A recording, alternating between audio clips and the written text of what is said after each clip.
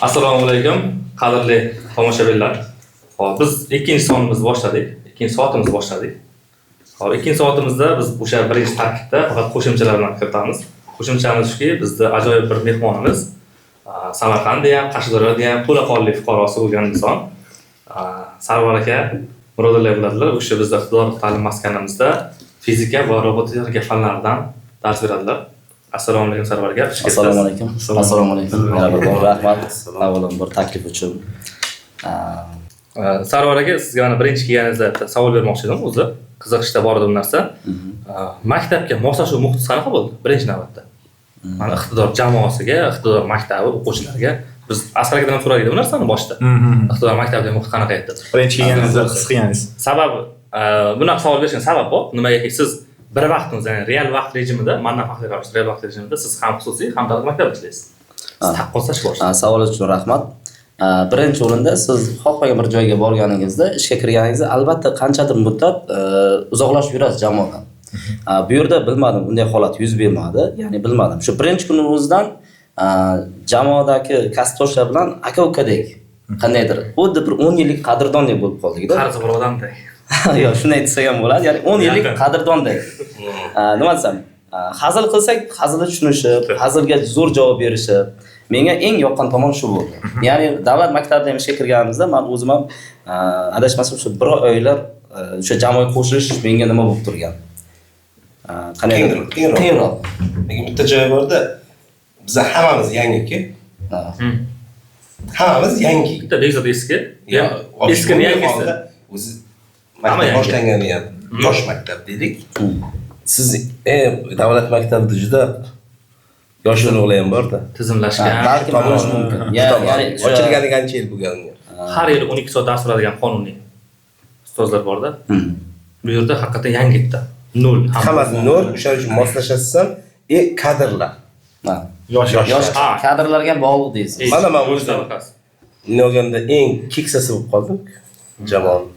Bo'lishi mumkin. Lekin menda o'sha birinchi kun kelganimda deyarli bu kishini ko'rdim. Birinchi kun kelgan esingizda bo'lsa, o'qituvchixonasida bir ikkinchisi sentyabr maktab ochilishga tayyorgarlik edi o'shanda ham.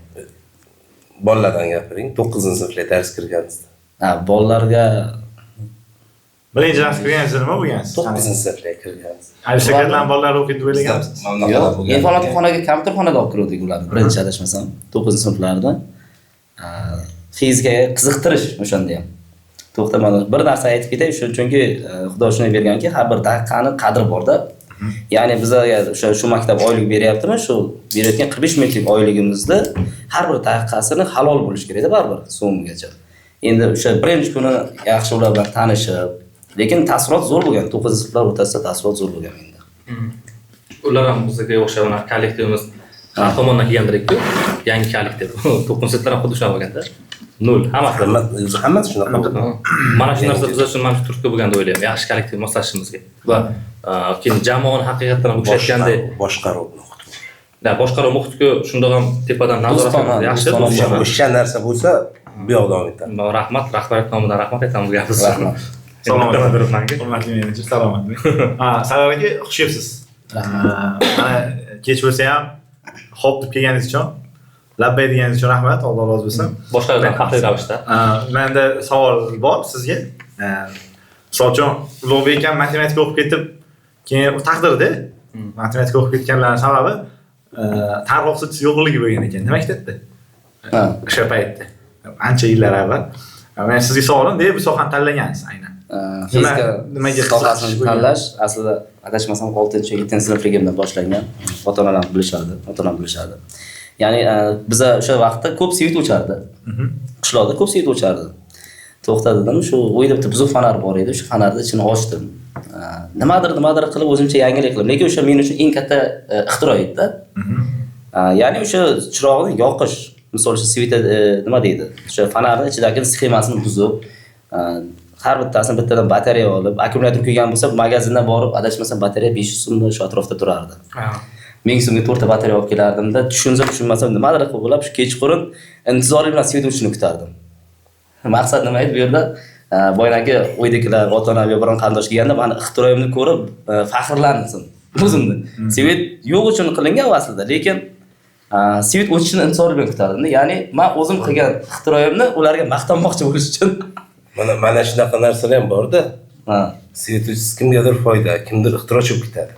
Shu turtki bo'ldi. Keyinchalik fizikaga qiziqishimiz shundan boshlandi.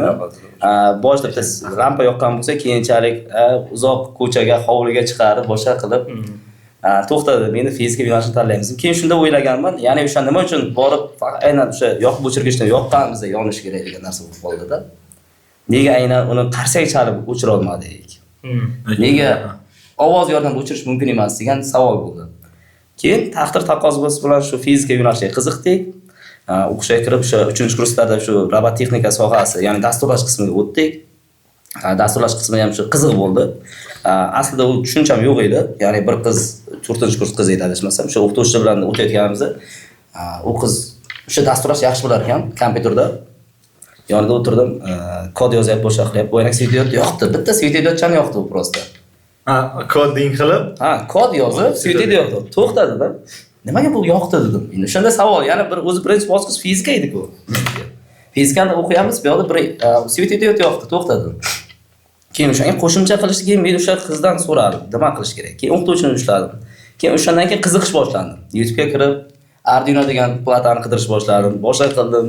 700 ming, 800 mingga o'sha vaqtda o'zim uchun eng katta investitsiya o'sha 800 mingga o'sha Toshkentdan Arduino zakaz qilganim bo'lgan. Stipendiya qancha bo'lgan? Stipendiya yo'q, biz kechga o'qiyapmiz biz. U vaqt ishlardik. Soat 5 gacha ishlasak, soat 5 dan to kechga 9 gacha o'qish edi. 9 dan keyin yana qo'shimcha 2 soat ana shu bo'yicha ishlardi.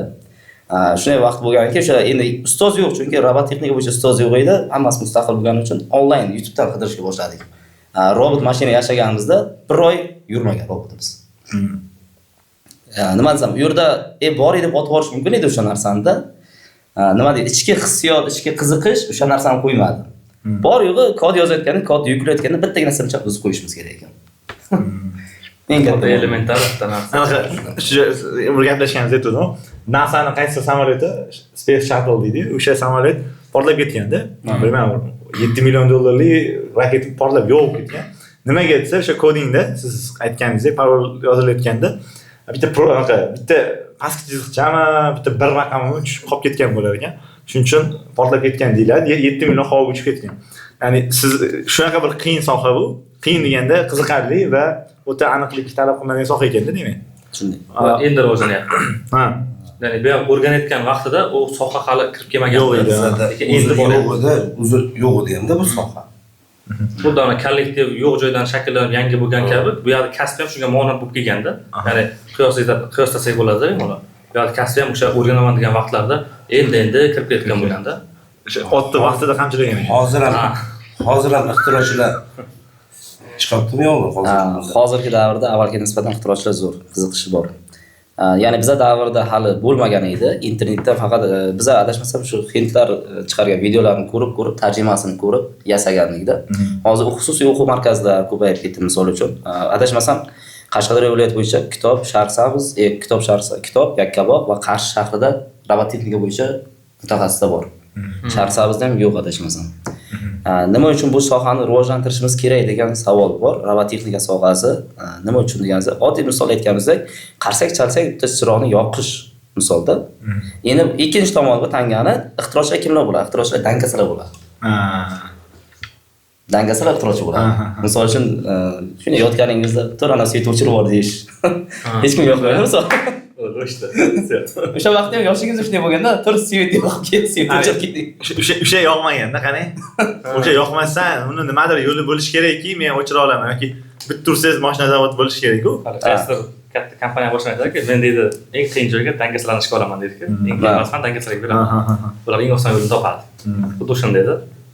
Lekin robototexnika rivojlanishini bir tomondan endi o'z sohamga nisbatan yaqinroq bo'lgani uchun, mana IT sohasi bo'lgani uchun aytamanki, sun'iy intellektga bog'lasak bo'ladi o'ylayman. Shunday. Chunki sun'iy intellekt O'zbekistonga yangi kirib keldi va oxirgi yillarda ayniqsa juda ham kuchayib ketdi. Haddan tashqari kuchayib ketdi, gurkirab ketdi. Boshqa sohalarda ajana front-end back-end yo'nalishlari tushib ketib qoldi daraja jihatdan, pasayib ketib qoldi. O'shani hisobiga robototexnika sun'iy intellekt panasida yoki soyasida rivojlanyapti. Juda katta rivojlanyapti. Sun'iy intellekt deganingizda, sun'iy intellekt misol, sun'iy intellekt adashmasam 1 yil bo'ldi, teng joriy bo'lgani to'liq holatda. Ya'ni 3 yil oldin sun'iy intellekt yo'q edi. yo'q edi. Bizda yo'q. Bo'lishi mumkin, laboratoriya tarzda universitetlarda, qaysi institutlarda bo'lgan bo'lishi mumkin. Misol uchun kod yozib beradigan sun'iy intellekt biza o'sha robototexnika sohasiga qiziqqan vaqtimiz bizda yo'q edi. Men OpenAI bor. Shuni asoschisi ismida yo'q. Shuni xullas ustozi Stanfordda dars bergan odam Nobel oldi-da. O'tgan yil oldimi Nobelni? 25 ta Nobel oldi. Ya'ni sun'iy intellektni otalari, bobolari desak ham bo'ladi. O'shalarga Nobel berildi. Demak, effekt ko'proq sun'iy intellektga qaralyapti deb tushunsak ham bo'lar ekan. Sun'iy intellektga qarayapmiz, to'g'ri, yaxshi ketyapti hammasi, zo'r joyida. Endi ta'lim jihatdan olaylik. Sun'iy intellektga bog'lanib qolganligimiz, raqamli avlodga bog'lanib qolganligimiz va yoshlarimiz yana shu gadjetman, bu gadjetga aralashmaymizdir, endi aralashamiz, majburmiz. Va shu sohasiga to'g'ri kelishib aytaman. Bizga nima beradi oxirida? Natija nima beradi farzandlarimizga? Sun'iy intellektdan qanday sun'iy intellekt bizda ko'pchilik birlamchi sifatda bog'lanib qo'yishdi-da. Misol uchun shunday holatlar bo'ldi, maslahat so'raydigan darajaga chiqib qoldi sun'iy intellektdan. Shaxsiy maslahatlar ya'ni. Shaxsiy maslahatlar so'raydigan. Fatvo so'ra. Bu da shaxsiy. Misol uchun ko'rgan tushimizda ta'birini so'raydigan darajaga chiqib qoldi sun'iy intellektdan.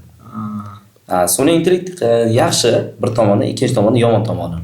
Biza agar yoshlarni misol uchun 5-sinf, 6-sinf yoshligidan boshlab ularni sun'iy intellekt bilan kirgizsak, sun'iy intellekt ularni fikrlashni olib qo'yadi. Ya'ni shaxsiy fikr degan narsani sun'iy intellekt fikrlash boshlaydi.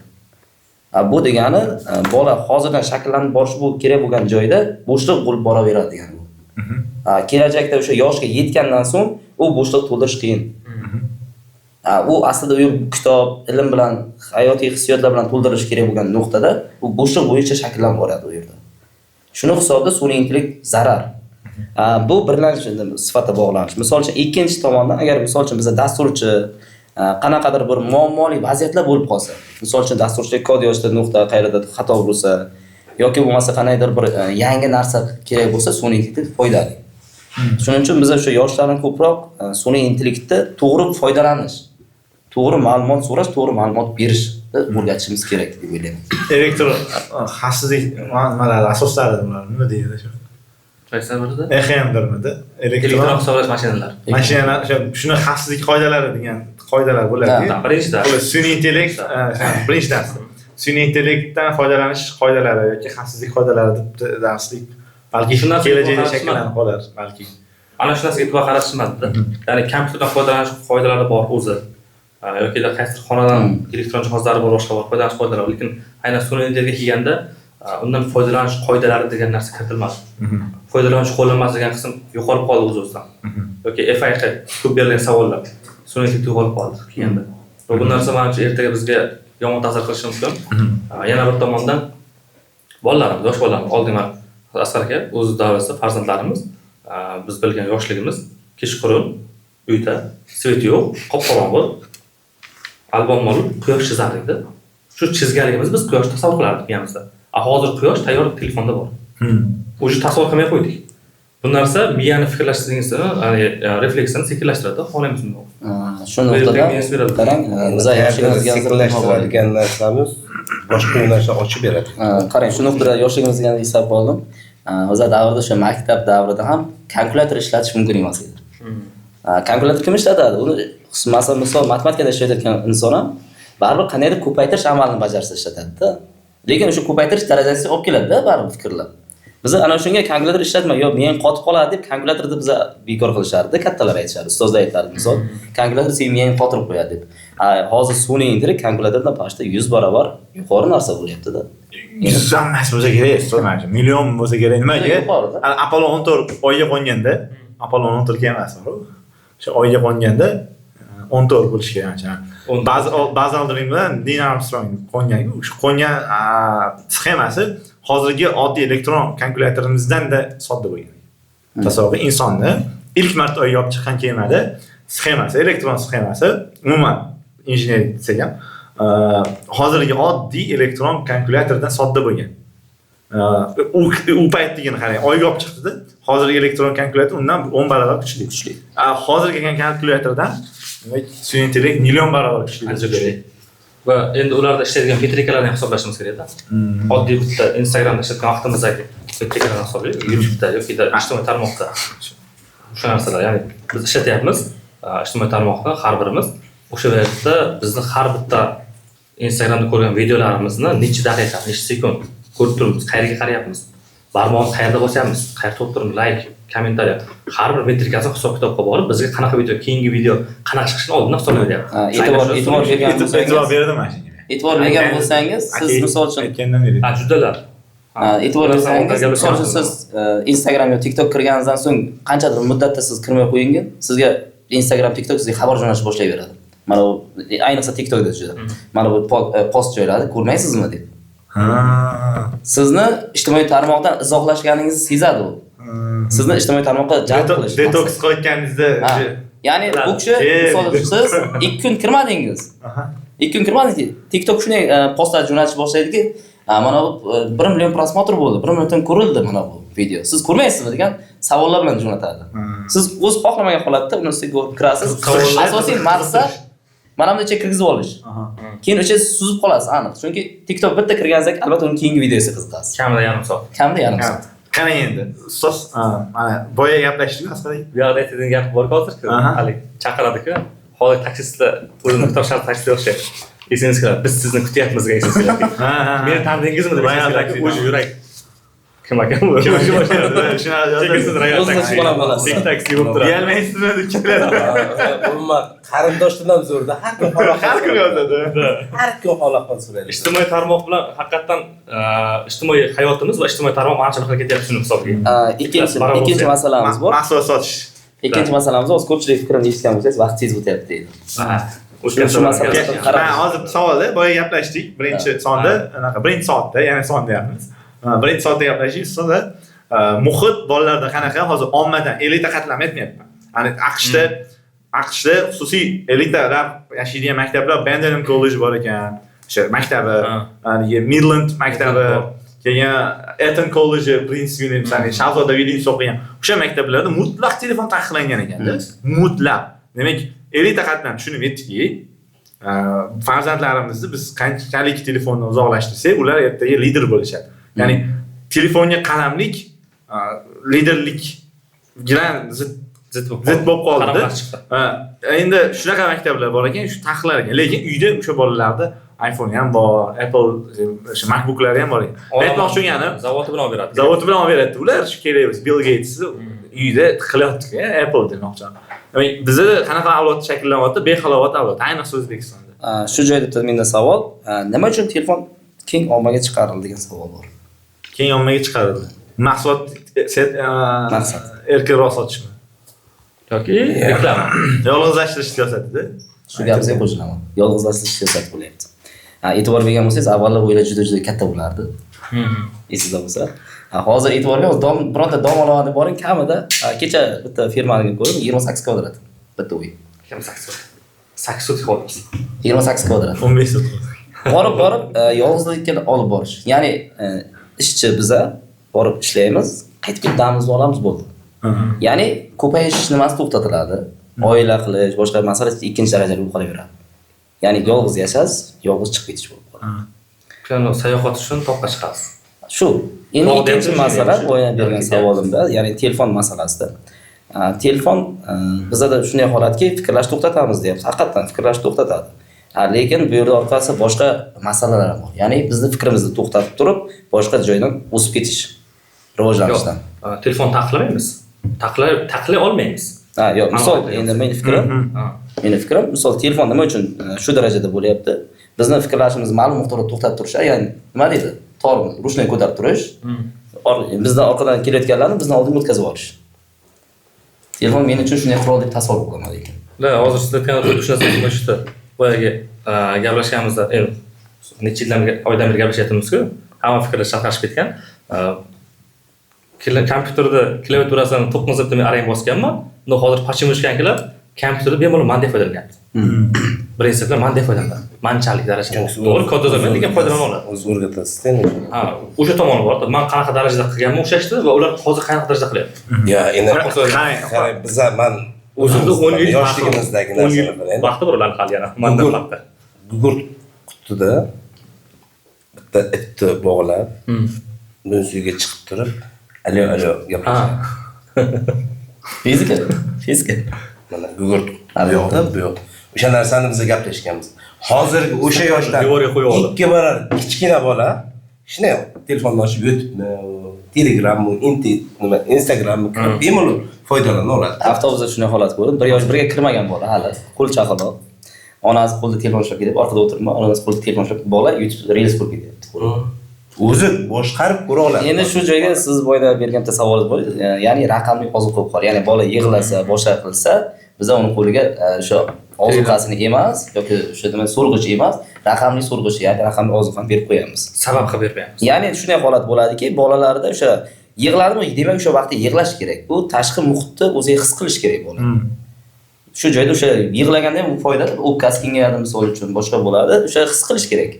Ya'ni qo'rquvni, xursandchilik his qilish kerak bo'lgan joyda biz uni qo'liga telefon berib qo'yamiz. Bu degan o'sha blokrovka qilish, ya'ni qulflab borish degani bolani ma'lum miqdorda. Ota-ona o'zi ham telefonga o'tkazgan ketganligi ham bor-da. Ha, endi ota-ona shu narsa ko'rganlar. o'yin haqida gaplashuvdik-da. O'yin haqida shu Jonathan Haidt behalol kitobida aytgan endi. Ya'ni hozir farzandlaringiz deydi, o'ynasin deydi. Xohlagancha o'ynasin. Yiqilib tushadimi, qo'li chiqib ketadimi deganda, ya'ni bu joyi tilinadi, shilinadi va u xaltasini his qiladi. Ya'ni og'irlikni his qilish kerak. Deylik, bir joyi qo'li chiqib ketdi, o'ynaganda, keyin kelgandan keyin yig'lab keladi albatta, u og'riq ichdanmi. U tuzaladi inshaalloh. Va tuzalganda u Jonathan Haidt aytadiki, tuzalganda mana shu joyda bolam mana shunaqa bo'lib turadi hayotda. Yiqilib tushasan, qulab tushasan, tizing shilinadi. Mana shunga sen chidashing kerak. Bunaqa hayotdagi kichik muvaffaqiyatsizliklar seni tarbiyalaydi. Yani anti-fragile ekan inglizchasiga. Ya'ni zarba top deydi-ku, zarbaga chidamli avlod qilib yetishtirish uchun muhim deb aytgan kitobida. Men ham shunga qo'shilaman. Siz aytganingizdek yig'lasan, kerak bo'lsa, baqirsan, yiqilsan, yugurib bormay, meni bolam dish, men kuzatish muhim deb o'ylayman. Va men hali farzandim yo'q. Sizlar uylanmagansizlar akalar. Men shu savolni sizga beray. Siz farzandlaringiz o'ynaganda siz qanaqa e'tibor berasiz? Futbol o'ynaganda borganmisiz yoki umuman o'z siz fikringiz qanaqa shunga farzand tarbiyasiga?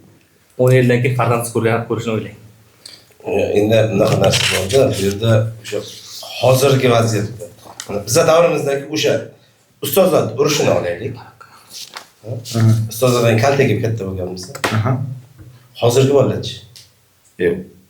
Yo'q, albatta. O'sha narsa bo'lmaydi. Katta bo'lguncha faqat kalta yeganmiz ham bo'ladi. Ha, shunaqada.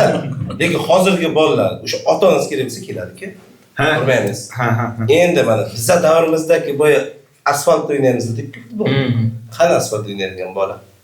Yo'q, albatta yo'q. Telefonda. Bizim ziyodiy o'yin o'ynardik. Yo'q, o'sha o'zini kerak. Telefon yo'q deylik. Stadionlarimiz bor. Har bir mahallalarda bor.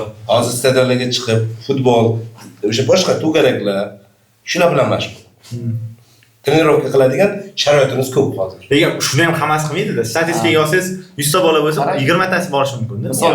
O'sha narsa, yo'q, men bu yerda bunaqa narsa siz savolingizga javob. Ha, tushundim. Sizning savolingizga javob. Masalan, bolamiz yiqilsa, bu yog'i shilinsa, men masalan o'zimda men qanaqa ahvolda bo'lganman-da, men yiqilib.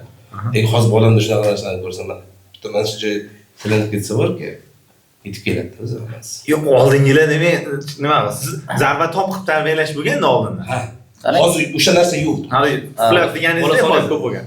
Qarang, hozir nima bo'lyapti? Ya'ni tomon bola soni ko'p bo'lgan.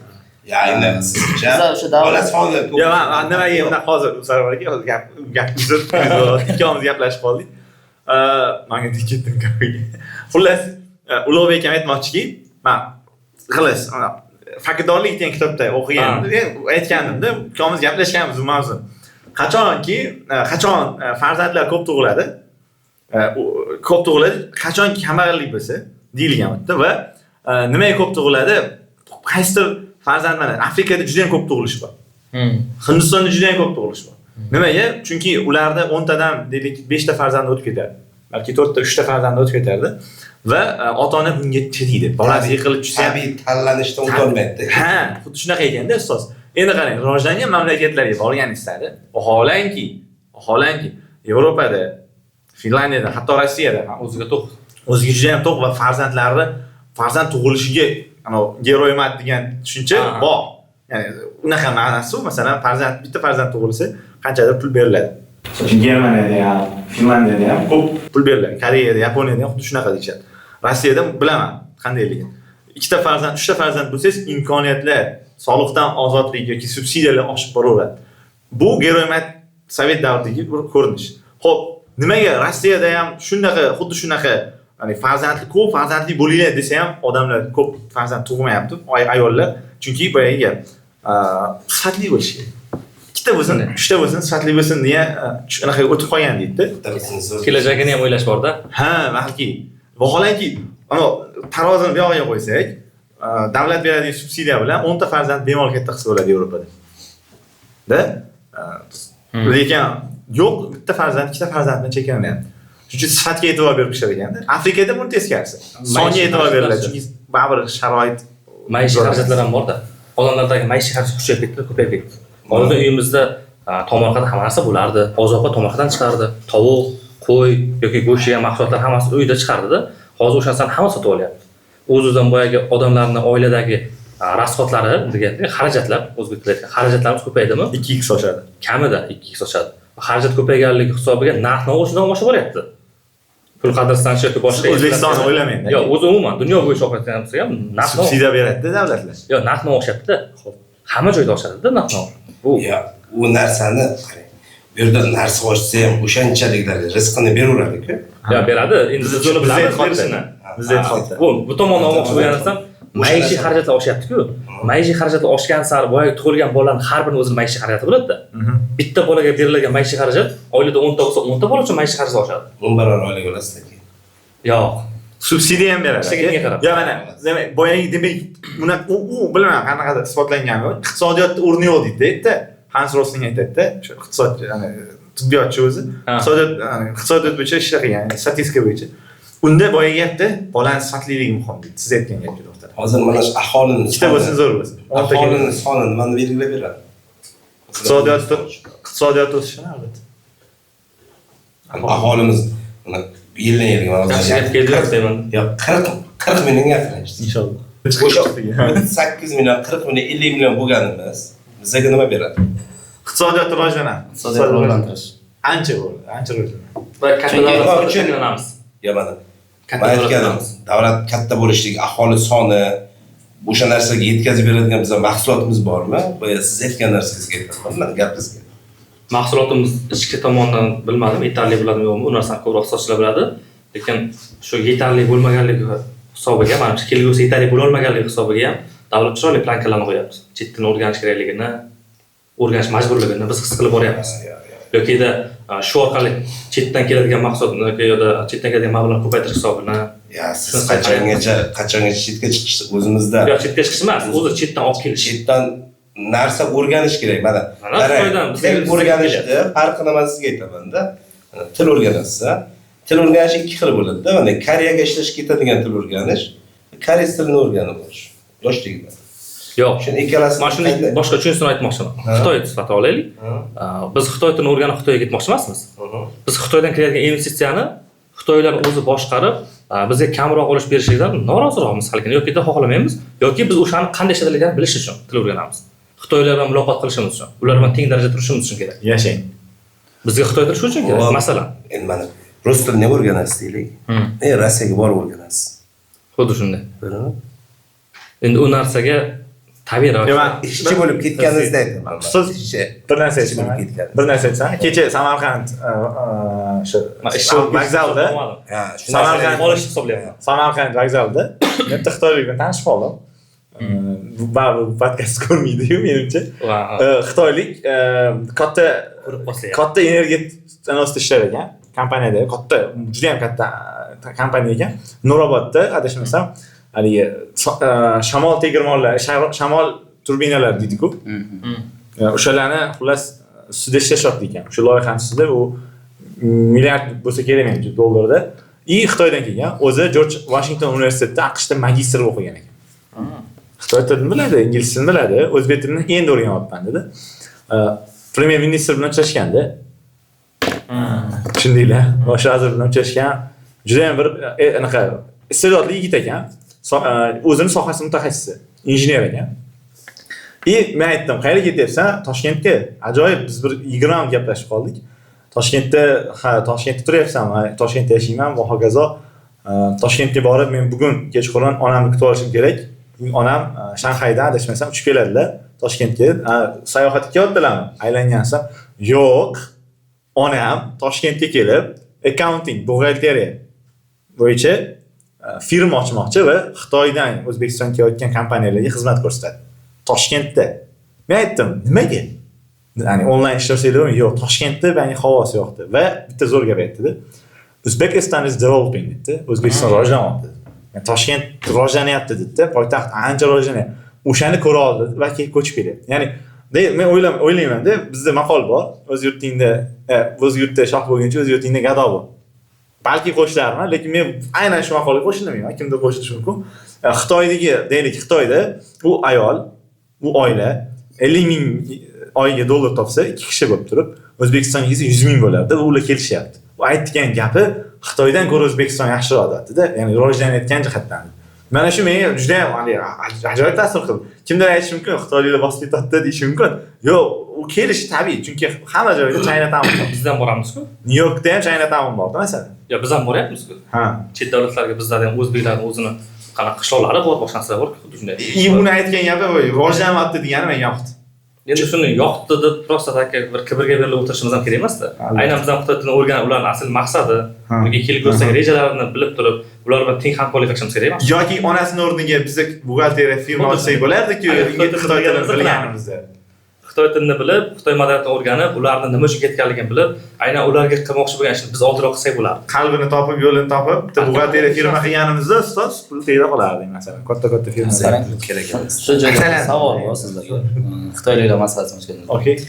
Shunda robotda qurilgan shamol stansiyasi. Endi savol shundan iboratki, kelajakni kimlar quradi?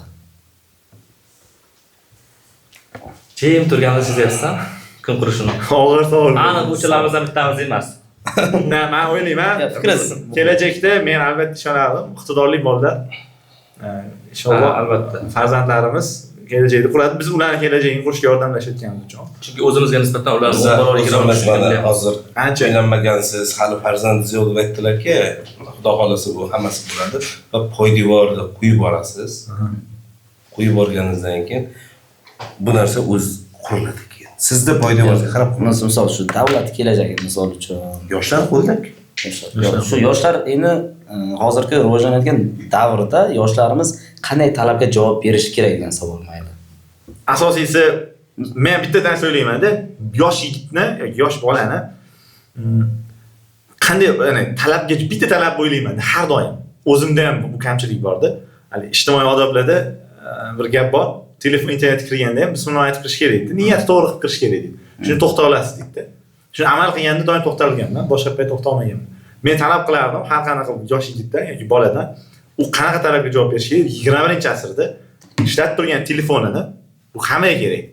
Internet hammaga kerak. Bu siz hech kim emasmisiz sen bo'ladi. Ya'ni 6-qo'lday bo'lib qoldi-da. Ya'ni 6-barmoqdek uzr. Juda ham muhimda. Shuna to'xtab bo'ldi, turib kofesini ichib kitobini o'qib ketadigan bola bo'lish kerak deb o'ylayman.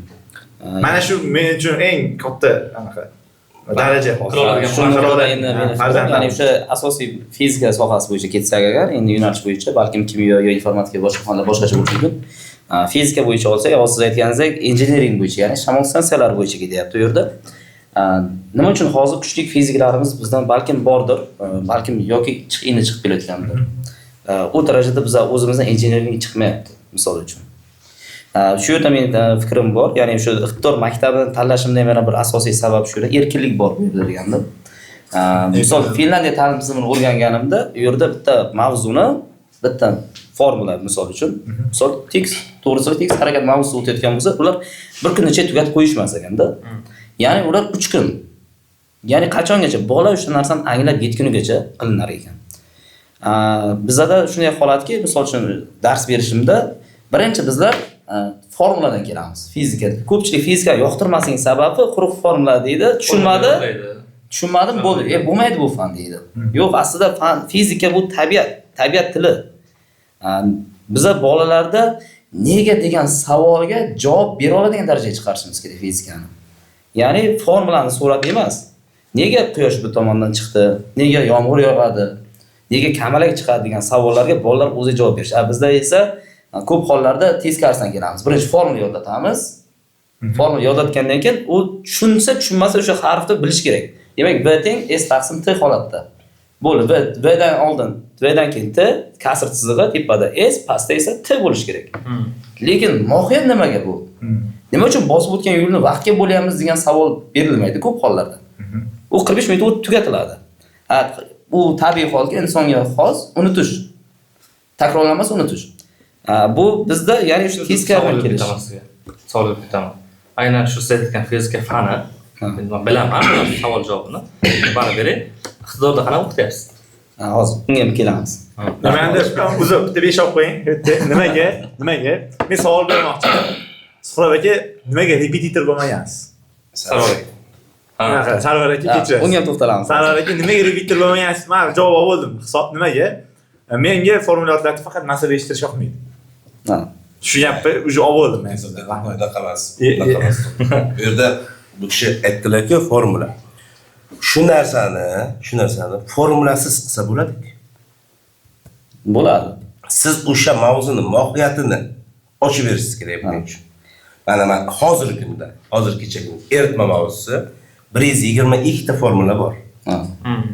Lekin bironta formula yozdirmayman, u yodlatmayman-da, 7 ta qoidani yodlayman. Qoida esga qoladigan narsa. Shu bo'yicha proporsiya qilib ishlab beradi. Formula chiqarish. Formula qilmaydi-da, formula esga qolmaydi hech qachon. Tushundingizmi? Yo'q, esga o'sha esdan chiqadi u. Formula esdan chiqadi, lekin qoida esdan chiqmaydi va bu narsani imtihonga kirganda bu mamlakatda birdan ishlab ketish mumkin. Va o'sha qoidani hayot sikliga almashtira olsa agar, hayotidagi siklga qo'shib olsa, bu buning uchun o'sha fizik boshqa fan o'qituvchisi ham fanni mukammal bilib o'sha bolaga shu narsani yetkazish kerak. Pedagogik mahorat kuchli bo'lish kerak deyapsiz. Endi biz ish boshlaganmiz hali 3 yillar ishmasam bo'lib qoldi.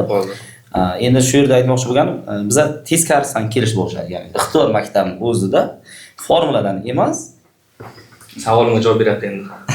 Formuladan emas, pastdan ketish. Ya'ni birinchi kun misol uchun 45 minut ulgurmayapmizmi, ikkinchi kun darsimiz bu yana. Yoki ko'p hollarda biz darsimiz shunday yaqin qo'yganmiz.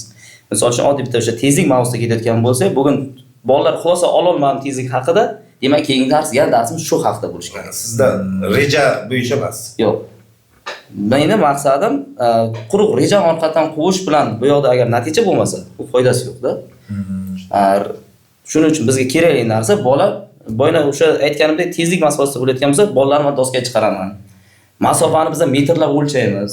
Misol u yerda masofani o'lchagandan keyin vaqt qo'yamiz. Bitta bolani yurtiramiz, bittasini yugurtiramiz, boshqa qilamiz. Ana shu orqali boynak bittagina formulani bolalar o'zi fikrlab chiqaradi. To'xta deydi, mana uni vaqtni deydi. Yo'lni vaqtga bo'lsak, tezlik kelib chiqar ekan deydi, misol. Demak, bola o'z bu degani u bola o'zini o'zi ixtiro qildi deganda. U ixtiro qilgan bola o'zida ixtirosini unutmaydi hech qachon. Nimaga bu savolni berdim? O'zi savol javobini ham bilaman deganim, kuzataman darslarimni. Yana bir narsa, ota-onalar, aynan ixtiyor maktab ota-onalar va ixtiyor maktabida ba'zi bir o'quvchilar ba'zi bir fanlardan norozi bo'ladi-da. Ustoz shu fanni olib tashlasak, o'rniga mana fan qo'ysak, lekin birortasi fizikani aytmaydi. Vaholanki maktab matematika, ingliz tili va informatika fanlariga ixtisoslashgan. Fizika bir zo'r tarzda bir talab qo'yilgan fan emas. Lekin olib tashlamaymiz. Va bolalar ham bu narsani talab qilmaydi. O'shanda o'yladim-da, nimaga ekan deb. Va bu yerda ko'rganimizda ham o'sha tepada etajdan ikkinchi etajdan turib shart tashlagani, bir koptok tashlagani, keyin tosh tashlagani, erkin tushish mavzusida shunaqa. 9-sinf bolalar amaliyotda ko'rsatib beradi. Amaliy. Bu yerda video turibdi botlar bittasi tepadan tashlab, pastdan olib beryapti o'sha narsani. Vaqtga qo'yib turibdi. Amaliy ko'ryapti o'sha narsalarni. Bolalar endi hozir bu yoqda repetitor bilan shug'ullanmaysizmi endi? Yo'q. Endi repetitor degan savolga kelib to'xtasak, repetitor qilishdan men bu yo'lni tanlamadim. Xudo baribir rizqimizni beradi, balki repetitor yo'li boshqadir. Maqsad bu yerda repetitor shundayki, misol mavzu o'tiladi robotdek holatda men tasavvurimda. Chunki biz o'zimiz repetitorga borganmiz-da. Robotdek bo'ladi-da. Misol mana bu 45 talik test ishlab kelishimiz kerak bo'ldi. Bo'ldi. V teng s taqsim t, tamom. Shu ekan formula. Bo'ldi. Shu bo'yicha o'tganmiz. Meni maqsadim men robotlarni robot qilib yetkazish emas, robot yaratuvchilari kerak menga. Misol uchun repetitor shunday deb tasavvur qilsangiz, siz mashina haydashni o'rganyapsiz misolda. Mashina haydashga borayotganingizda bilasiz, gazni bosish kerak, kalibratsiya kerak, qizil chiroq yonsa to'xtash kerak. Bu qoida. Siz shuni yodlaysiz. Erkin hayotga to'liq pravo olib, o'sha haydovchilik guvohnomasini olganingizdan so'ng katta yo'lga chiqqaningizda qanaqadir holatlar bo'lib qolishi mumkin. Ya'ni muammoli holatlar. Kitobda yozilmagan vaziyatlar. Kitobda yozilmagan vaziyatlarda siz yo'q, noqulay holatga tushib qolasiz. Mana yo'lib ketdi. Misol uchun-da, endi kitobda yozilmagan holatlar. Tirbandlik kelib qolasiz, qanday avariyniy holatga kelib qolishi mumkin. U shunday holat. Damas yo'lga chiqib qoladi. Bo'lishi mumkin. Va tasodiflar insonni kuchli qiladi. Biz o'sha narsani boshqacha mohiyat, ya'ni motor qanday ishlaydi? Tormoz bossang nima uchun bu to'xtaydi? Nima uchun faras yonyapti buni degan savollar bilan chiqarishimiz kerak. Mutaxassislik nima edi? Fizika. Fizika yozilgan-a? Robototexnika degan fan bor? Yo'q. Maktabda. Mutaxassislikda yo'q. Attestatsiyada-chi? Attestatsiyada yo'q. O'zi anaqada boya ustoz Xudo xolasa attestatsiya topshirasizmi? Nasib bo'lsa qilamiz. Qanaqa qila olasizki? Robot texnika degan yo'nalish endi ochildi.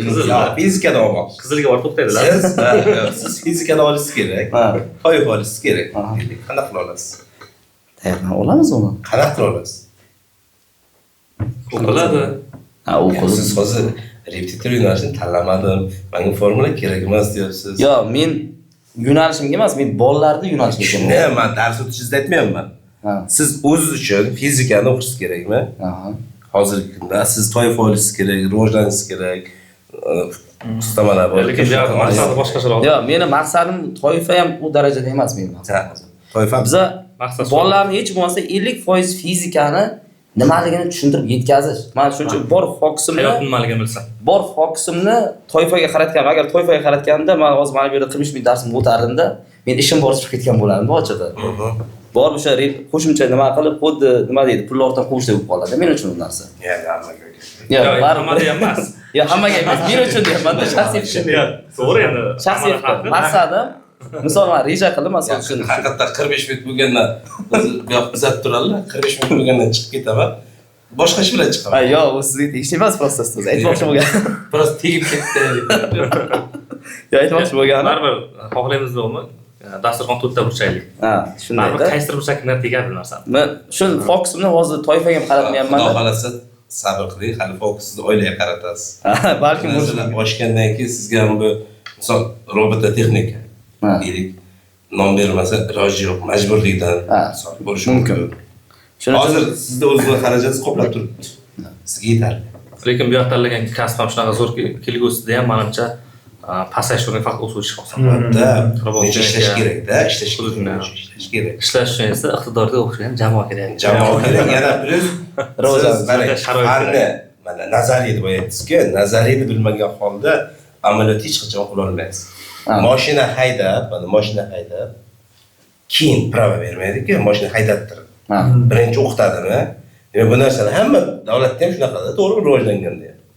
Birinchi mashinani haydattirib, prava bermaydi-ku. Birinchi o'qitadi, o'qitib borib, keyin mashinaga o'tkaztiradi. Endi shunday holat bo'lsa, nazariyat bilan amaliyot birga bo'lishi kerak. Bolalar o'sha avval mashina haydab keyin prava olgan holatlar bo'ladi. Lekin shunday holatlar bor, ko'p bolalar avval mashina haydab keyin prava oladi. Shunaqaman-da. Yo'q. Mayli, unaqa narsa bo'ladi. Men aytmoqchi bo'lganim, hozirgi kunda men umumiy holda dastur bo'yicha biling. Birinchi borasiz, dokument topshirasizda, pravaga o'qiysiz. Yo'q, tushundim buni. Men aytmoqchi bo'lganim. Men aytmoqchi, agar hayotiy misol qilayotgan bo'lsak, misol uchun birinchi mashina haydagan bola pravaga topshirib, prava olgan taqdirda ham muammoli vaziyatga tushib qolgan taqdirda, u muammodan chiqish ehtimoli juda yuqori bo'ladi. Chunki hech qanday mashina haydash bilmasdan turib borib birinchi nazariyani o'rganib chiqsa, birdan nima deydi, to'xtash holatiga kelib qoladi, bilmay qoladi. Hali bor. Bola ko'rganini qiladi, qilganini tushunadi, tushunganini anglaydi. Gap o'shanga boradi. Endi nima uchun biz o'qitamiz bo'lmasa o'sha kursni ham o'zgartiraylik. O'qitish u yo'nalish ko'rsatish asosiy bizning maqsadimiz. Men 3 oy, 4 oy o'qitamiz, masalan, endi pravaki haydovchilik guvohnomasi haqida gap ketganda aytamiz. Misol uchun haydovchilik guvohnomasini aytayotgan bo'lsak, agar o'qitish, agar yaxshi nima bo'lsa, birdan chiqib keta oladi bemalol. Maktabga o'zi mana pachimishgaman, men maktabga tayyorlandim. Maktabga tayyorlanib o'qiyapmiz-a bolani. Undan keyin maktabga o'qiyapmiz. Birdaniga universitetga qo'ysak bo'lmaydi. Yo'q, hozir 12 yillik ta'lim o'tyapmiz. Mayli, 12 yillik ta'lim nomasidan universitetga qo'yaveraylik. Yo'q, bo'lmaydi bu. Hayotiy ko'nikma shakllantirish Moshina haydasa bo'ldik. 2 yoshli bola ham moshina haydayapti-ku. Uzr, 2 sinf bolasi ham moshina haydayapti. Voy, nima deyapman? Universitetga qo'yaylik deyapman. Yo'q, u hayotiy bola o'rganishlik masalalar bor-da. Masalan, Ya mana o'zlari savol aytdilar. O'sha narsani menga nima uchun birinchi haydovchilar bor, u zo'r deyaptilar-da. Endi haydovchi sifatida emas, siz ta'limga qarab gapiring. Bu yer mashina haydamaydilar. Yo, tushunmaydiganlar. fanlari texnika-ku. Texnika yo'q. Men misol tariqasida olib ketdim. Misol tariqasida. Ya'ni teskarsan kelish. hujjatda fiziksiz. Shunday. Amaliyotda robototexnik, ya'ni robotshunoslik desa ham bo'ladi. Bu sertifikat bor. Sertifikat bor. qanaqa ishlarida, endi Qiziq ishlar. Anaqa men o'tgan bir marta aytgandim-ku, ana Mehmet Fatih universitetida bir inson bor. Hamza Bakriy deydi, juda ham olim odam. O'zlari aqoidda dunyo taniydi, u kishini aqoid degan fanda dunyo taniydi. Lekin hujjatda Imom Buxoriyning Sahih Buxoriysida doktorlik yo'qlagan. Lekin dunyo u kishini nimadan taniydi? Aqoidni taniydi. O'zi lekin hujjatda Sahih Buxoriyni bo'yicha doktorlik ish yo'qlagan odam. Xullas siz ham bir taraf fizik, menimcha inshaalloh robot texnika bo'yicha siz hamma taniydi. Men siz robot texnika ustoz bilan fizik ustozingizni yaqindan bu ishni fiziklar so'raganligi robototexnika, fizika, ya'ni bitta narsa-ku ular. Ayniqsa hozir Bitta narsa. yaqinlashdi. Ikkita fan yaqinlashib qoldi. Yo'q, u fan emas-ku, alohida robototexnika degan fan yo'q-ku. Yo'q, fan sifatida kiritiladi, yaqin. Yo'q, bu narsa fizikani ichidan ajralib chiqadi desangiz bo'ladi. Ha, yo'q, qarang. Ustoz bunday narsa, robototexnika birinchi fizikasi bor, konstruktorlik. Ikkinchisi informatika dasturlash ham bor. IT bor. Gibrid fan bo'ladi. Ya'ni gibrid fan sifatida kiritish mumkin. O'sha chunki informatika IT o'sha robototexnika o'qituvchisi kodlashni bilmasa, u robotni yarata olmaydi, misol. Boyagi qarsak chalish shu. Niyatingiz bormi? Yaratasizmi? Albatta, shu iqtidorga shuncha kelgan. Bizdan keladi. Bizlar informatika yo'nalishimiz va shu informatika yo'nalishida matematika ham borligi. Prosta informatika dasturlash kelganimiz bilan emasda, shunga yarasha bir nima qilamiz. Ha, qilyapmiz. Endi biz 5-sinflar o'rtasida biz qildik. 2 chorak ular bilan Lego konstruktor bo'yicha ishladik. Asosiy maqsad nima edi yo'lda? Bolani fikrlashini ochib olish. Bir dars men ko'rsatma bo'yicha kompyuter yordamida ko'rsatma beraman. Mana shunday qilish. Ikkinchi darsda kompyuterlar hammasini o'chiramizda. Davay, endi o'zing ishla. Nimadir yangilik qil, qo'shimcha qil. Bolani asta-asta ko'nikmasini shakllantirib borish. Ya'ni mana bu miyani sal kengaytirib borish. 3-chorakdan boshlab hozir biz kodlashga o'tdik. Umuman Legoni yig'ishtirdik ulardan-da. Endi kodlash bo'yicha. Birinchi darsda ko'pchilikda tushunarsiz holat bo'ldi, lekin xato qilish, boshqa qilish holatlar bo'ldi. Ikkinchi, 3-dars o'zi pastda adashmasam 70 xatolik kodni 5-sinf bola 2 soat o'zi yozib bo'ldi. Ajoyib. Buni ustiga men ham yordam qilyapman. Bu yerda Scratch, Visual mashqlari, kompyuter ilmlari, mana nima. O'quvchini har tomonlama Men tushunmayman. ITga olib kirdik lekin. Aytmoqchi narsam yordam qilyapman degani, bu yoq robot texnikani sirab o'tganda bolalarda yangi-ku. Bizlar maktabda kelgan bolalar uchun robot texnika fani yangi fan. Lekin informatika oldindan bor. Ya'ni informatika fanida kompyuterdan qo'rqmaslik birinchi navbatda bizda. Aynan shu hisob. Kelishgandik bu masalada. Biz kelishganmiz. Birinchi navbatda aytganlarda o'sha kompyuter qo'rqmaslik o'rgatishimiz shart. Mana probelni bosganda bola bunday ekranga qarab ko'zi to'rtta bo'lib ketmasin. Xato qilishdan qo'rqmaslik. Adekvatni qabul qilsa narsa deganmizda va bu narsani bolaga tushuntirish kerak-da. Buni bizlarga yoshligimizga shunaqaki, buni teksang bir narsa bo'lsa, bo'ldi o'rgatishga. Aslida men keyin bildim. Unga mexanik ta'sir qilmasangiz, kompyuter urmasangiz, misol bir joyini sindirmasangiz ishlaydi. Va yana o'sha tomonda o'sha siz aytgan sizni farzandlarni o'qityapmizku. Hozir momentda biz sizni farzandlarni o'qityapmiz. Va siz o'z o'shanaqa aura bilan o'sha fikr bilan shakllanib o'sgansiz, farzandingiz ham sizni ko'ryapti-da. Real ko'ryapti-da. Ehtiyot bo'l, o'rni degan gaplar aytilganda, o'sha bolalarga yoki o'sha ota-onalarga qarshi sal bo'lsa ham harakat qilishga majbur bo'lyapmiz. Men bolalarga juda ko'p marta shuni kirganimizda aytamizda, o'zim juda ko'p aytaman. Kompyuterdan qo'rqmayman. Buzilsa men to'g'rilayman. Menga shu uchun oylik berishadi. Men shu uchun ishlayapman. Men shu uchun o'qiganman. Buzilsa qo'rqma. Ishlataver. Hech qanaqa muammosi yo'q. Va o'sha kompyuterdan qo'rqmaydigan bolalarga sekin-sekin bir oy o'tgandan keyin savodxonlik, undan keyin kompyuterni o'zi ketdimi? Qaysi izlatga bo'ldi? Scratchgacha kirdik. Scratchda o'zi bola qanaqa dastur yaratyapti. Rasmli, multfilmga o'xshagan dastur yaratyapti. O'shani baravarda bu kishida robot texnika darsi ham kod yozyapti. Va ikkalamizni fanimiz uchun yondosh. Qo'shilish jarayoni bo'lyapti. Ikki daryo kelib, bitta joyda qo'shib ketishdi. Bir xil lekin daraja. O'sha zishliklar to'g'ri keladimi bir-biriga? Keladi. Aralashadimi? Keladi. Yoqadimi? Yo'q, sohilda borganda, masalan, men 6-sinfgacha borib to'xtataman-ku, 7-sinfdan nariga ustozimiz boshlab ketadi, Muzaffar ustozimiz. Muzaffar ustozim o'tganda bu yoqda fannidan nisbatan farq qilish boshlaydi. Ya'ni kasblarga o'tamiz. IT kasblarga o'tib ketadi bizaniki. O'z-o'zidan front-end, back-end, Python yo'nalishlari bo'yicha o'tib ketadi. Bu o'z-o'zidan o'tayotganligi, fan o'rgatayotganligi bu yoqga nisbatan farq qiladi. Chunki bu yoqda o'sha 6-sinfgacha. Men bu kishi bilan bir xil ketaman. Bu kishidan chiqqandan keyin, mendan chiqqandan keyin bola o'sha IT keladi. Ikkalamiz ham qo'shib IT aylanadi. Bizning maktabimiz aynan IT faniga aylanadi. Asosiy maqsad o'sha robototexnika yana bir maqsadi bola o'zi qilgan ishdan o'zi ko'zi bilan ko'rsa, eng mazasi ana shuda. Zavq oladi. Eng zavqli. Shunday holat bu reaksiyalar bo'lib, men asli videoga olib qo'ydim. Bola 70 qatorlik kodni yozyapti, bola hayajon bilan qarab o'tiribdi kameradan ana shunday. Nima bu? Yo bu yoqda eng qizig'i loyihani ham tayyorlagan. Misol uchun oddiy svetofor loyihasi, ko'chada svetofor loyihasini qildi bolalar. Elektronniy hali amaliy qilib kurs bermadim.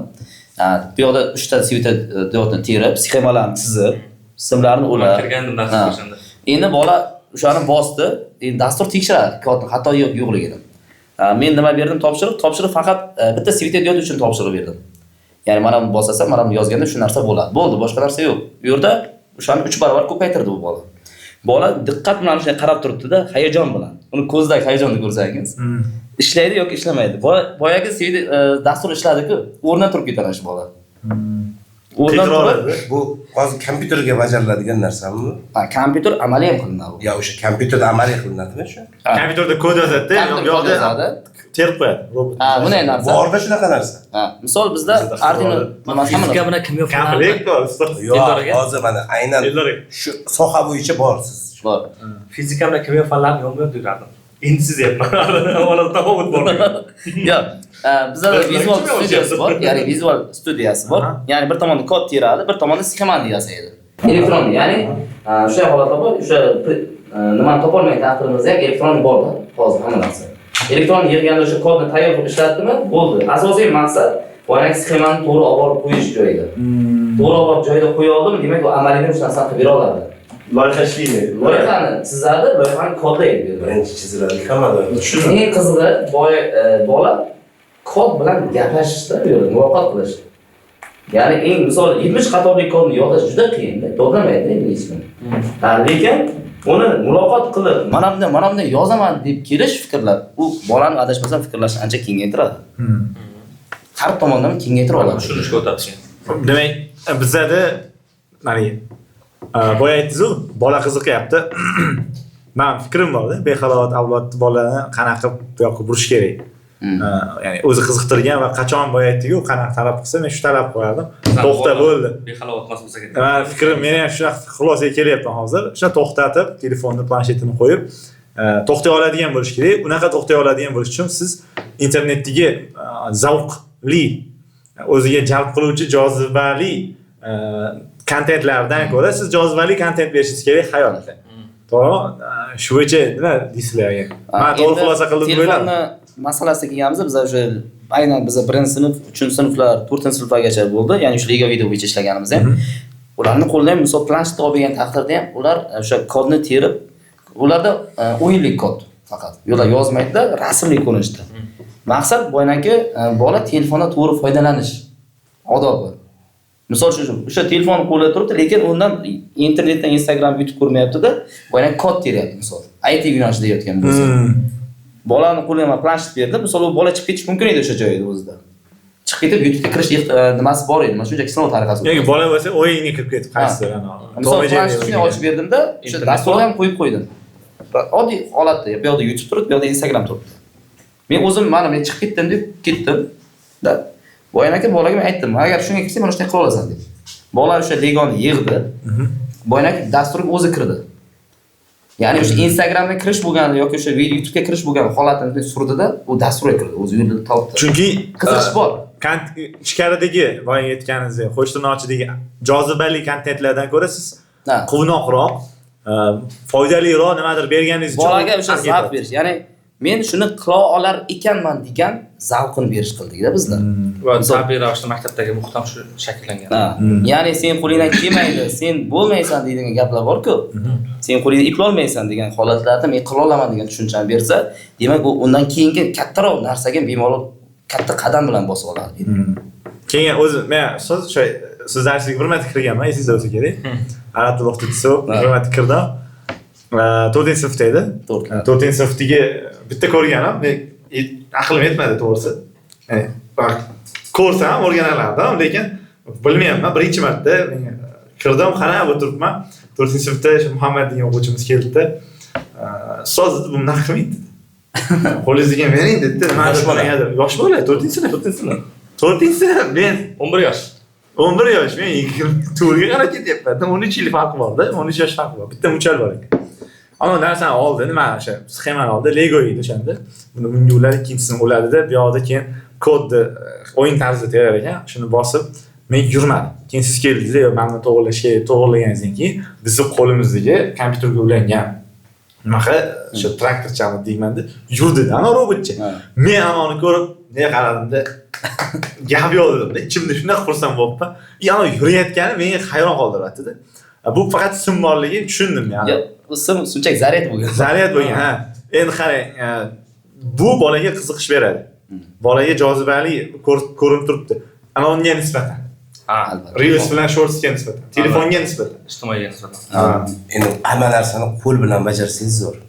Hozir bizda laboratoriya yo'q-da, sharoitlarni qila olmayapmiz shuni. Shunday. Xudo xolasa hammasini joylashtiramiz. Iloji boricha fizikaga shu narsani imkoniyat darajasida qo'ldan keladigan vaziyatda o'sha nimadir moddalar olib kelib bir-biriga qo'shamiz. Bolalar laboratoriya ko'raylik deydi. Bitta tajribani mana o'sha bitta bayroqni olib chiqdikmi? Bayroqni masalan hammasiga qayta qo'yib berish u xatoda. Yangi narsa ko'tarar. Yangi narsa qilishimiz kerak-da. Va tez tarqaladi. Bizni bayroqqa berganimiz o'zi tarqaldi. Joz 7-sinflarni hozir necha kundan va'da qilamiz, hali yo'q-da ularga qilib berganman. Yana qilib beraman. Chunki kimdir masalan siz kirsangiz bu narsani 5-marta ko'rayotgan bo'lasiz. Kimyoda elementlarni topish juda qiyin, haqiqatan qiyin. Kimyoviy elementlar. O'shanga hozir mana qilingan, xudo xolasa buni ham joylashtiramiz. Fizikada iloji boricha men o'zim hozir mana sizning narsangizni, mana o'sha narsangizni hozir mana bu narsani harakatga keltiradigan sharoitda yasash imkoniyatingiz bor ekanda. Shunisiga xursandman. Lekin bizda maktabdagi muhit ham normal deb qabul qilsak bo'ladi. Bu narsani mo'shilgan ba'zan kamchilik bo'lsa aytinglar-degan. Yo'q, unaqa moddiy texnik vazir sifatida emas, bolalarni mana boyagi temaga bitta qaytmoqchiman-da. Siz aytdingiz-ku, bolalarimiz demak mana u jozibador ijtimoiy tarmoqdan voz kechib robot tergan o'rganyapti. Boshda kelganimizda o'zim realni ko'rganda bolalarga to'xta, mana bu turmush yeri bossang kattalashadi, x bossang kichrayadi desam, boyagi bolalar deb qo'li bilan ekranni bosgan. Telefondan kelib qolganlar. Da, miya portlaydi. Hozir qiling. Sichqoncha turibdi. Sichqoncha turibdi prosta. Sichqonchani olib borib, nima bosish kerak? Yo'q, qo'li bilan sensorli. Hozir birinchi sinflar haqiqatan zo'r bo'ldi. Televizordan YouTube'ga chiqib qoladi-ku. O'shani borib televizordan bosam. Вот qarangda, bizni bolalar shunaqa qildida boshda sentyabr kelgan. Anaqa yaqinda boshlang'ishda. Nima xullas bitta anaqa ko'rdim, tadqiqot davom ko'rdim. etib qo'ydik, aytaman. Ayting. Shunday keldi, bola X bossan qo'li bilan borib kompyuter ekranini, monitorni, ekran burchini bosyapti. Mana bular shuncha telefon deb o'ylagan uni. Hozir kelib nima bo'ldi? Hozir kelib mana yaqinda mana juma kuni bitta bolani planshini tortib oldi, o'zim sinfimni. O'qituvchi tortib olib berdi. Sumkasi turganligini ko'rib tortib olib bergan. Boya planshetni men seshanba kuni bugun berib oldim. Ana shu bola oldimga kelmadi. Ana planshet eslamadi ya. Ehtiyoj yo'q. Demak, kerak emas. Planshet, normal planshet. Yo'qyapman, normal ishlayapti, zo'r. Men o'zim ishlatib ko'ryapman. Boya bola oldimga kelmayapti. Unga yana bitta bor. Yoki bu buyog'i muhitda. Yoki jozibali muhitda yashyapti. Anaqa bor-da, nimadir. Detoks emasda. Bitta detoks qildik, bitta o'quvchimiz qochib ketdi-ku. Ha, murabbos. Ismini aytavering. To'g'risi. Anonim bo'lsa ham boshqa bo'lsa Tit qilib. Rostdan. Yo, men detoks qildim, telefonni olib qo'ydim, qochib ketdim. Chidaman. Qarang, ustoz shu joyda bor. Men qilgan detoksni necha yoshda edim, u o'qigan detoks necha yoshda? To'g'ri. Keyin bir narsa aytmoqchi edim men. Boyagi tadqiqot qilingan yaqinda o'sha ma'lumot o'qidim. Xitoyda keyin men bir shu Yevropada qilingan u ham, G'arbda qilingan. Bolalar kitobni mamna qilib varaqlashga o'tdi. Kitob qanaqa varaqlanadi, siz bilamiz. Telefonda. Varaqlanadi. Mamna qilib varaqlashga o'tdi. O'sha mana demak o'sha varaqlanmaydi-ku bu, shunga borib ko'rish kerak. raqamli ozuqa, tasavvur men sizga aytdim, 8 oylik bola avtobusda bunday qilib ketgan bola tasavvur qilib oling. Demak, u ham shunday o'ylayapti. Yo'q, kitobni ochib varaqlashni bilish muammo emas-da. Har qanday odam bilishi kerak-ku. U shuni ham qilmayapti, mana bunaqa qilyapti ekanda, o'tadi deb o'ylayapti. 57-yildan 58-yilga shunaqa o'tadi. Xitoy maktabimizda aynan shunga qarshi muhit shakllanyapti. Oddiy ana koptaga olib keldik, eslasa. Shuni kuzatib turdik. obyektlarni bolalar maytdagi o'zimiz maydonchamizda bakalashga tepishdida bitta ko'rganmizda. To'xta, nimaga tepyapti? Demak, atrofda boshqa narsamiz yo'q, telefon yo'q, foydalanilmaydi. Boshqa bu holat ya'ni ijtimoiy tarmoq degan narsa cheklangan va bolalar o'sha ijtimoiy tarmoq yo'qligi uchun o'zi o'ynayapti. O'zi uchun vazifa topyapti-da, o'ynayapti. Vaqtni mazmun o'tkazish. Autismga bitta, bitta to'xtab yana narsa borda. Telefonni mana ijtimoiy tarmoqda rivojlangan nechinchi yilda boshlangan? 21-asrda boshida ayniqsa. 2010dan keyinda 17-yil. 15 bizada 17. Telegram, Ijtimoiy tarmoq internet. Option mana masalan hamma narsani bo'lib ketishi. Bu 17-18 ga Avj olish degani. Avj olish. Mana telefon, men masalan o'zim 17-yilgacha aniq bilaman, knopkali telefon ishlatardim. Menga sovg'a berishganda men "Yo, men buni ishlatmayman" degandim. Keyin bir ikkita uni funksiyalarini ko'rib, ishlatib ko'rgandan keyin birinchi telefon olgan bilaman-da. yo'q. Men o'sha paytda necha yoshda edim? 17-yilmi? Ha, 2017-yil. 30 yoshda bo'lganman paytda. 30 yosh. 30 yoshda men telefonni oldim. Hozir 3 kun deng, yo'q 3 oylik bolaga telefon bor-da, endi undan chiqib ketishi, boya siz aytdingiz-ku nimani? O'sha ketib qolgan bola. Detox masalasi. Siz necha yoshda bo'lgansiz? Masalan, telefonni siz hozir tashlab olaman deysiz. Xuddi o'sha siz 20 yoshda edingiz. Telefon bilan hali shug'ullangan payt. Boshlanmagan yosh. Odat 9 bilan 15 emas. Siz mana yoshligingizdan, oilangizdan bu narsa bilan katta bo'lmaganda siz. Shunday. Tushundingizmi? Alfa avlod lekin tug'ilganda o'sha o'zi Tug'ilganda bor-da, endi bunga siz bu boyanigidek qilib Tug'ilganda birdan qilib bera olmaysiz. Tug'ilganda onasi iPhone'ga rasmga o'yinadi. Olgani allani ham o'shanda qo'yib beradi. yo o'zi bola tug'ilmasdan o'zi o'sha elektron eng nur taratuvchi, eng yomon ta'sir qilgan narsa o'zi-ku. O'zida o'sha bolani bilyapmiz qanaqaligi. Qiziqasizda, kerakda. Anaqa demak xulosa behalovat avloddan qanaqa olib chiqib ketamiz? Bitta yo'li bor ekan, nima? Buni detoks qilsak bo'lmaydi, ya'ni bloklasak mumkin emas, chunki baribir yo'lini topadi-da. Minus qiladi. Bola qiziqadi. Nima uchun bu narsa yopdi? Nima uchun deb bola qiziqish bo'ladi. Qiziqqan narsa shirin bo'ladi deydi, shunaqa narsa bor. Hayotda biz jamiyatga nima qilishimiz kerak ekan? Men Jozibali bo'lamiz. Eng zo'r narsa bu mana gadjetdan foydalanishdi. To'g'ri yo'lda foydalanishni o'rgatishimiz. Xuddi shuni aytmoqchi edim. Ya'ni gadjetni biz sabab sotavermaylik. Gadjet bizga yechim bo'lmasin. Hozir mana o'zimda, hozir mana shu narsani yaqin yilda shu narsani qo'yaman. O'zim darsimda ham. Hozir bizda qadriyatga telefon mumkin emas. Lekin hozir mana guruh ochdim. Kelajak mediklar degan alohida guruhga bo'ldi u. Endi o'sha guruhga aynan men nimadir ma'lumot tashlab turibman. Sabab vaqtimiz yetmayapti. Vaqtdan yutish maqsad bu bir. Nimadir masalalarga to'xtalib qo'yganda o'shanda ishlash imkoniyati bor. Yechimini tashlab qilib beraman. Men imkoniyatni to'g'ri foydalanish yo'lini qildim. Muhit onlaynlashdi. Onlaynlashdi. Lekin yana bitta tomoni bo'ldiki, ota-ona menga telefon qilib so'rayapti. Nima darsni onlayn o'tmoqchi ekansiz? Bolam menga telefon olib ber deb aytadi. Men bu xatoda. Men qiladigan ishimni ota-onaga noto'g'ri yetkazish. Men aytilgan narsa ota-onaning telefoningdan va nazorat ostida tur deganman. Hozir bolaga telefon berib qo'yay. Men yarim soat, 1 soat darsim bor.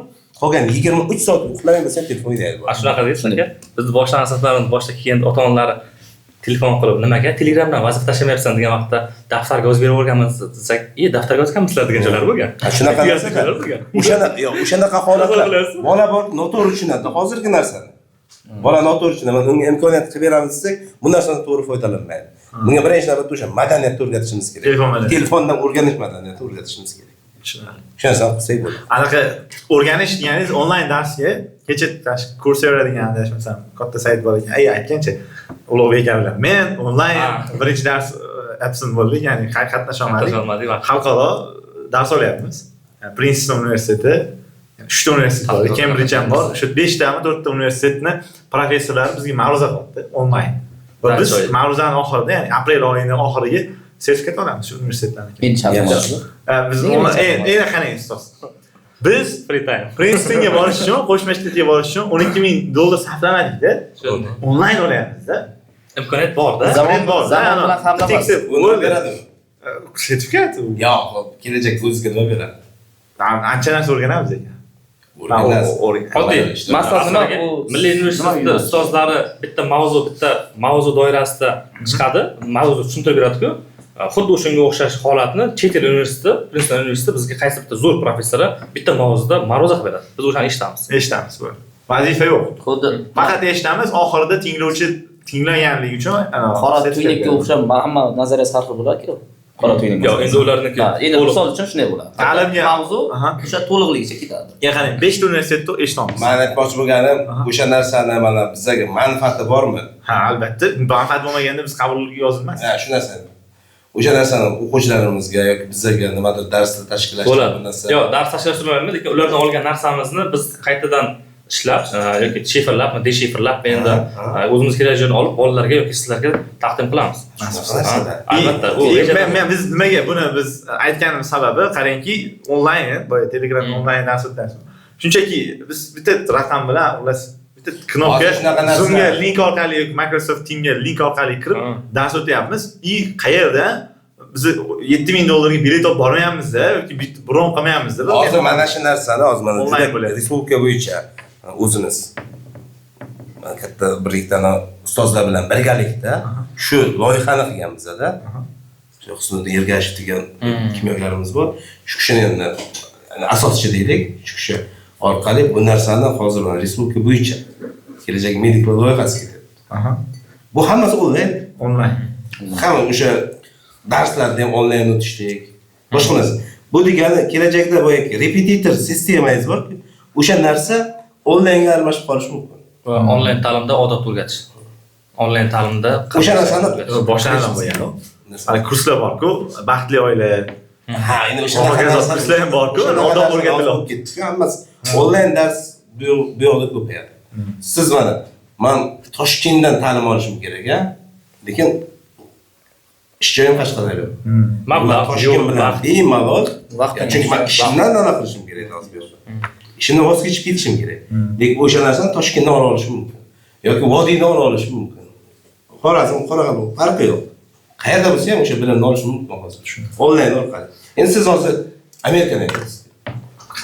Qarangki davomida uzoq bo'lsa ham. Hani raqamlashgan dunyoda demak hamma narsa imkoniyati cheksiz bo'lar ekan. Ya'ni juda ham ko'p imkoniyat bo'ladi. Ammo o'sha raqamlashgan men ustozimiz bor edi, shu aytardi, internet deydilar, Misr ishga o'xshaydi deydilar. Ya'ni savatchaga o'xshaydi. Nimaga desa, uning ichida juda ham ko'p bo'lmagan narsalar bor, lekin sen bilmaysanki 500 gramm tilla bo'lishi mumkin. Yoki juda ham bebaho narsalar bo'ladi. Ana uni tanlab topib olishlik uchun insonda aql, zakovat, o'zini nazorat qilish bo'lish kerak deyshadi. Shunaqa deganlar.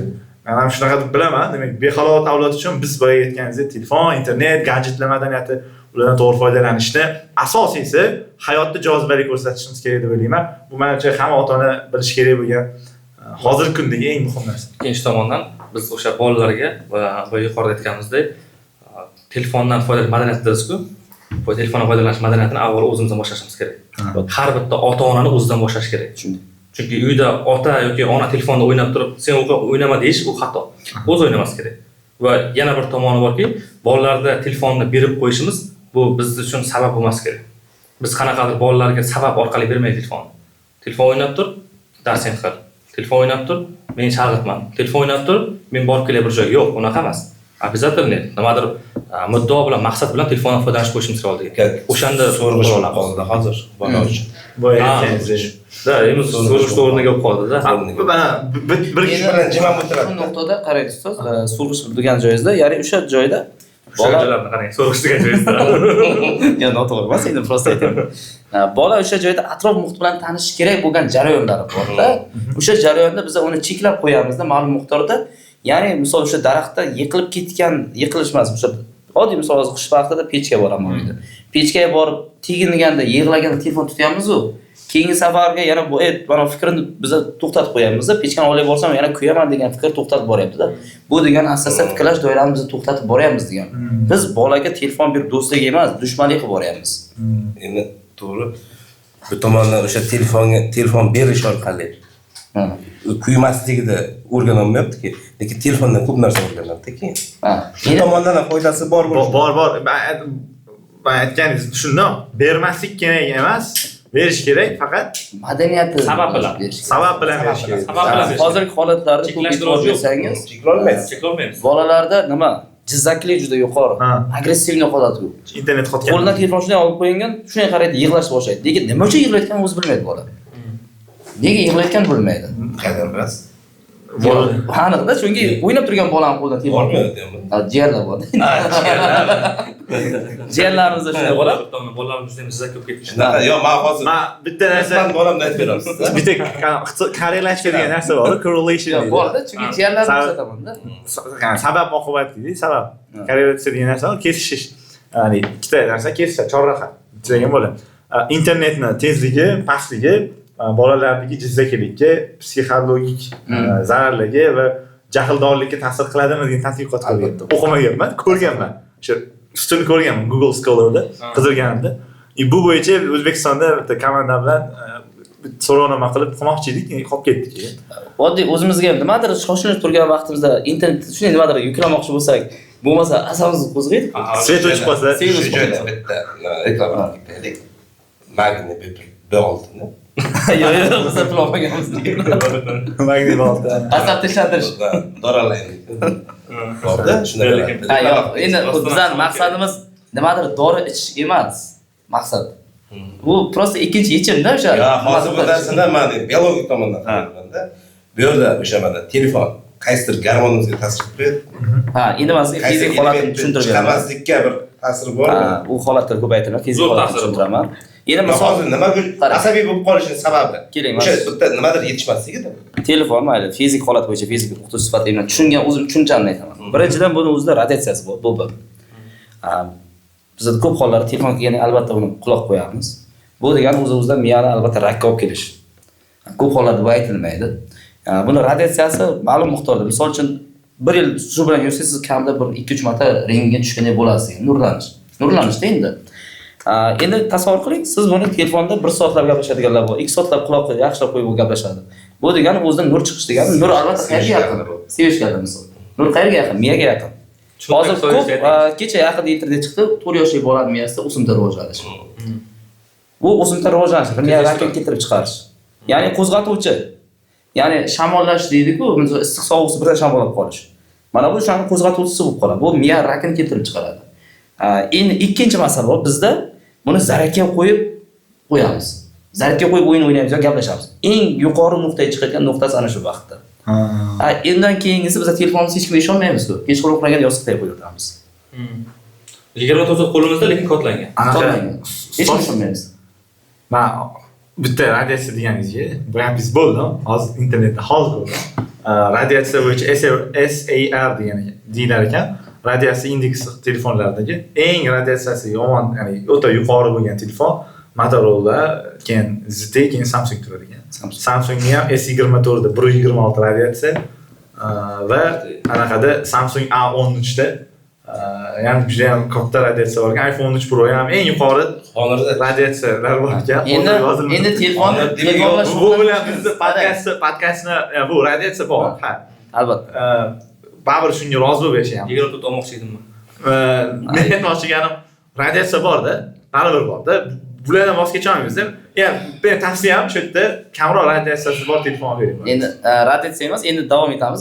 Telefon keltirib chiqargan kasal. Endi radiatsiya to'g'ri ketayotganmiz, buni albatta yurak yaqin qo'yib yuramiz. Ket. Yurak o'pka. Ko'p narsa bilamiz, nega men Shuncha men uzoqroq o'qiyaman. yurak o'pka. Yurak yaqin qo'yib yuramiz. Bu degani yurak o'pkaga ketdi degani. Bu endi bu radiatsiyasi bo'yicha. Endi undan keyingisi. Albatta buni nuri biza yoshligimizda aytishga kompyuter bilan orasi masofasi 60 sm kamda bo'lishi kerak. Bu ham kompyuterdan kam joyi yo'q. Biz nima qilamiz? Kechqurun ko'rpan ostida kirib olib, reels quramiz misol. Siz qilamiz. Misol narsa. Misol. Lekin xuddi shu aytgan Svetni o'chirib qo'yamiz, biz foydalanamiz. Ko'z saratoni olib keladi. Albatta ko'zdan ketyapti. Endi biz hozir ma'lum miqdorda biz rivojlandi bizning organizmimiz. Lekin xuddi shunday katta qurolni biz yosh bolani qo'liga berib qo'yamiz. Hali go'dak u endi rivojlanib kelayotgan joyda lekin to'lmaganda. Lekin bu narsa yaxshi ham-da. Mana mutant degan narsani bilasizmi? Ha, moslashish. Radiatsiya, yo'q, moslashish emas, u nima adaptatsiya, moslashish.